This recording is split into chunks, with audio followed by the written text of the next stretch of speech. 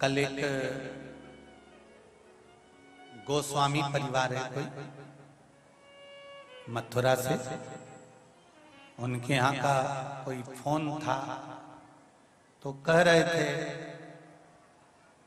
हमारी अम्मा माताजी बात करना चाहती हैं। अगर गोस्वामी परिवार से सुन रहे हो तो ध्यान देना। आशीष जी ने कहा क्या बात करना है? कहा हमारी माताजी गुरुजी को धन्यवाद देना चाहते हैं। क्या धन्यवाद देना है? गुरुजी तो फोन पे बात करते थे। धन्यवाद ये देना है कि हमारी माताजी का कोई काम अटका हुआ था, वो मंदिर तो नहीं जा सकी, पर घर में से लोटा भरकर, उनका शरीर बड़ा हेल्थी है तो कुर्सी से भी नहीं उठती हैं, उनकी बहू से वो लोटा भर के पानी बुलवाती थी। हमारे नजदीक में शंकर जी का मंदिर है, उधर मुंह करके बैठ जाती थी और वो लोटा भर के शिखर देख के ही चढ़ा देती थी कि देव अधिदेव महादेव मैंने तुम पे ही चढ़ाया है, तुम पे ही चढ़ाया है।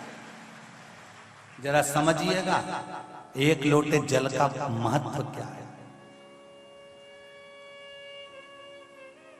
एक बिंदु शिव है और एक लोटा जल जब समर्पित किया गया, हमने पहले भी कथा में कहा शंकर जी के मंदिर में जब आप जल चढ़ाएं, कभी आपके मन में होना चाहिए मैंने रामेश्वर को जल चढ़ाया, कभी सोमेश्वर को जल चढ़ाया, कभी मल्लिकार्जुन को चढ़ाया, कभी विश्वनाथ को चढ़ाया।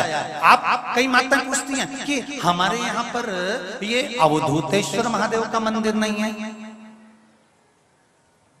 हमारे यहाँ कुंदकेश्वर महादेव का मंदिर नहीं है, हम कोई उपाय करते हैं कुंदकेश्वर महादेव के नाम का तो वो कहाँ कर सकते हैं? तुम्हारे पास में जो शिव मंदिर है, आप जिस दिन जो उपाय करो उस उपाय में अगर कुंदकेश्वर महादेव का नाम बताया है तो उनका नाम लेकर करना, कुंदकेश्वर महादेव ही स्वीकार करेगा, ये निश्चित है, वही स्वीकार करेगा। ऐसा कैसे हो सकता है? तो गरुड़ पुराण में लिखा है 16 श्राद्ध के अंतर्गत, तिथि के अंतर्गत, चतुर्थी तिथि पर जब घर की बहू अपने बुजुर्ग कोई दादा ससुर के नाम का किसी ब्राह्मण को भोजन कराती है तो वो भोजन ससुर को ही मिलता है।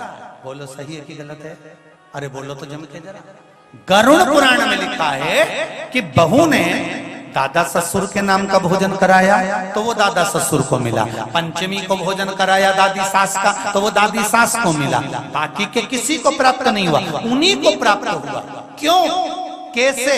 उसका कारण था जिस भाव से जिसके लिए भोजन तैयार किया जाता है वो भोजन उसको स्वीकार हो जाता है। फिर ब्राह्मण जी में चाइना जी में वो भोजन उसको मिल गया क्योंकि उसने उसके लिए बनाया।